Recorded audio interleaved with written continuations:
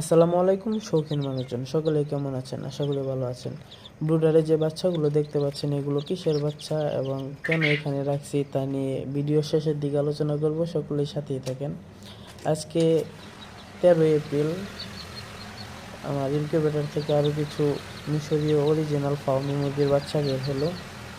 আজকে মূলত তাদেরকে ব্রুডারে কীভাবে দিব তাই নিয়ে ভিডিও।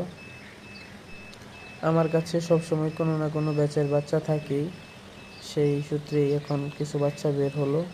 আজকে এগুলোকে ব্রুডারে দেব। যিনি এই বাচ্চাগুলো নেবেন তিনি বলেছিলেন যে ওনাকে 5 দিনের ব্রুডিং কমপ্লিট করে দিতে, কারণ তিনি একদম নতুন, ব্রুডিং সম্পর্কে খুব ভালো একটা ধারণা নেই। যেহেতু ব্রুডিং পিরিয়ডটা মূলত মুরগির বাচ্চার জন্য খুবই গুরুত্বপূর্ণ একটি সময়। বাচ্চার যদি ব্রুডিং ভালো হয় বা সঠিক তাপমাত্রায় ব্রুডিং করা হয়, তাহলে বড় হওয়ার পর সেই মুরগি অনেক সুস্থ থাকে এবং এদের রোগ প্রতিরোধ ক্ষমতা অনেক বেশি থাকে এবং এদের রোগ খুবই কম হয়। আপনারা যারা জিরো বাচ্চা দিয়ে শুরু করতে চাচ্ছেন, তারা মূলত এই দিকে লক্ষ্য রাখবেন যে বাচ্চার ব্রুডিং পিরিয়ডটা যাতে ভালো যায় এবং ব্রুডিংয়ে সঠিকভাবে যাতে পরিচর্যা করা হয়। এখন বলি, আপনারা যে প্রথমে ব্রুডার সেটআপে যে বাচ্চাগুলো দেখেছেন, ওইগুলো মূলত দেশি মুরগির বাচ্চা। ওইগুলো দেশি মুরগির বাচ্চা হলেও এদেরকে পুরোপুরি দেশি বলা যাবে না, কারণ এটি ফার্মির যে মুরগ আছে ওই মুরগ দ্বারা ক্রস হয়েছে, সেই জন্য এক ধরনের বাচ্চাই হয়েছে।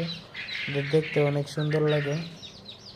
দেখি বড় করার পর এদেরকে কেমন দেখা যায়। আমার জানাশোনায় প্রথমবার এরকম হয়েছে যে দেশি মুরগির সাথে ফার্মির মুরগ এরকম ক্রস হয়েছে। ইনশাল্লাহ আপনারা দেখতে পাবেন যে পরবর্তীতে এগুলো বড় হওয়ার পর কীরকম মুরগি বা মুরগ হয়।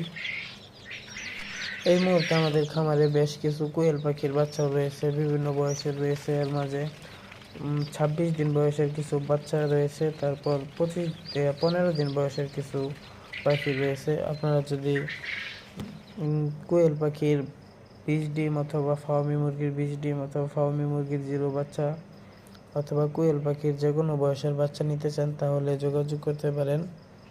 আমাদের পেজে মেসেজ দিতে পারেন অথবা নাম্বারে সরাসরি কল দিতে পারেন।